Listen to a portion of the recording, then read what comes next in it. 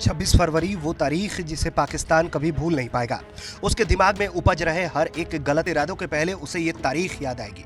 ये तारीख उसे उस दिन की याद दिलाएगी जब भारतीय वायुसेना के जवानों ने पाकिस्तान की सीमा में जाकर उसके पालतू आतंकियों को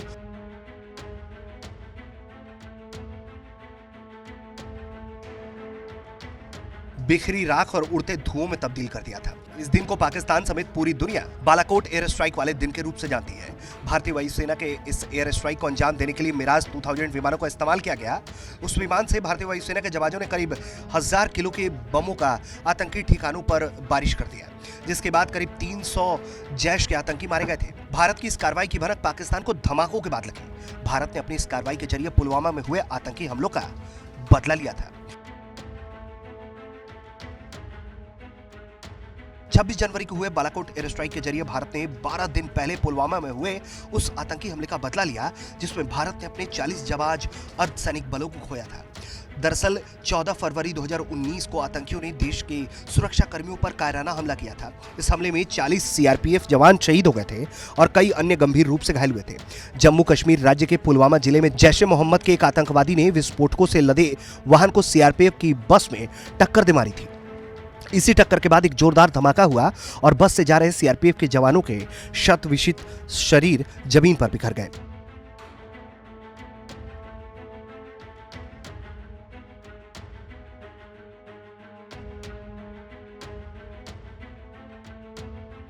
बालाकोट एयर स्ट्राइक को अंजाम देने के लिए 26 फरवरी की देर रात मिराज 2000 ने ग्वालियर से उड़ान भरी तो आगरा बरेली के एयरबेस को भी अलर्ट पर रखा गया था।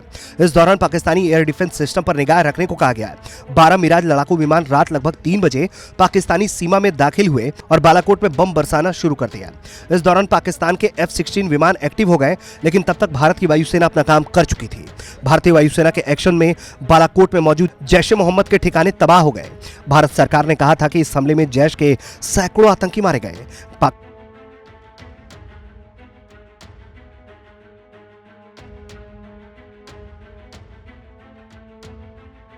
पाकिस्तान ने घटना के बाद अपने पूरे एयर स्पेस को नो फ्लाइंग जोन घोषित कर दिया था और कई महीनों तक घटनास्थल पर किसी को जाने नहीं दिया था। ब्यूरो रिपोर्ट, भारत तक।